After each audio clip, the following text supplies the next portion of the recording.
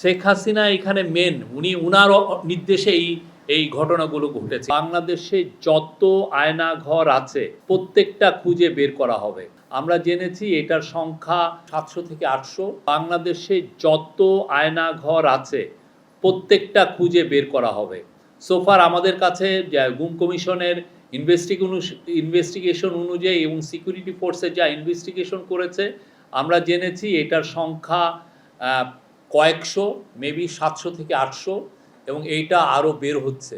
এবং এটা বোঝা যাচ্ছে যে এটা শুধুমাত্র ঢাকায় কনসেন্ট্রেট ছিল না, প্রত্যন্ত অঞ্চলেও এরকম অনেক আয়নাঘর ছিল। এবং এটার সত্যিকার অর্থে আপনার যদি হিউম্যান রাইটস ওয়াচ, যেটা নিউ ইয়র্ক বেস একটা টপ হিউম্যান রাইটস অর্গানাইজেশন, তাদের যদি রিপোর্ট পড়েন সেখানে স্পষ্ট লেখা আছে, তাদেরকে সিকিউরিটি ফোর্সের অফিসাররা বলেছেন যে এই গুম এবং খুনের সাথে পতিত স্বৈরাচার শেখ হাসিনা ছিল, তার অর্ডারে এগুলো হয়েছে বেশিরভাগ।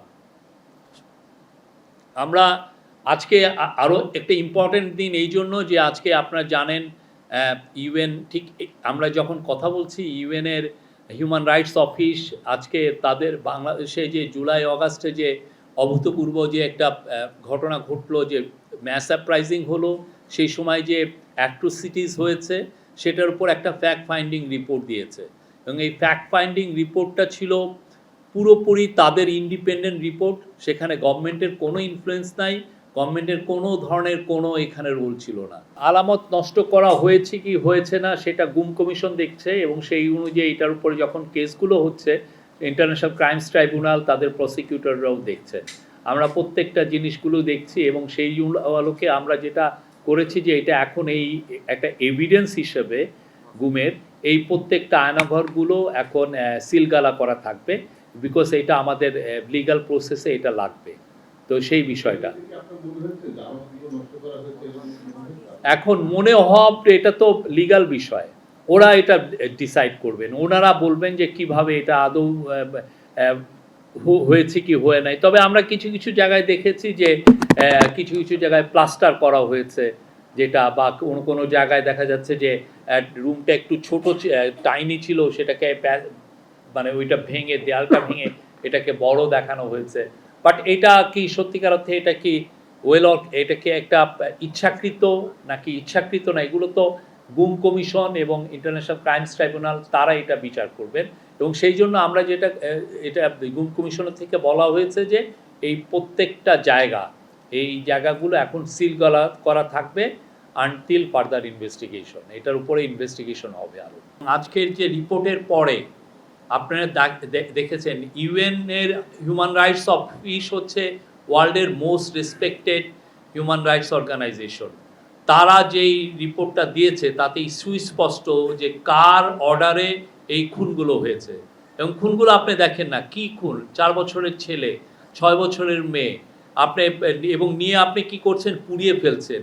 এবং এখানে স্পষ্ট লেখা আছে, আমার কলিগ বললেন যে এটাকে হাইড করে ফেলতে হবে, মেরে হাইড করে ফেলতে হবে। এবং তার মধ্যে যারা মারা গেছে, যাদেরকে খুন করা হয়েছে, তার 13% ছিল চিলড্রেন, আমার আপনার ছেলে মেয়েরা। তো সেই বিষয়ে আমরা আবারও বলছি, যারা যারা এগুলো ইনভলভ ছিল, যাদের হাতে রক্ত, সবার বিচার হবে। কেউ বাঁচতে পারবে না এই বিচারের থেকে, কারো মুক্তি নেই। আমরা তাদেরকে বিচারের সম্মুখীন আনবো। এবং সেই জন্য দেখেন আমরা কিন্তু শেখ হাসিনার এক্সট্রাডিশন চেয়েছি।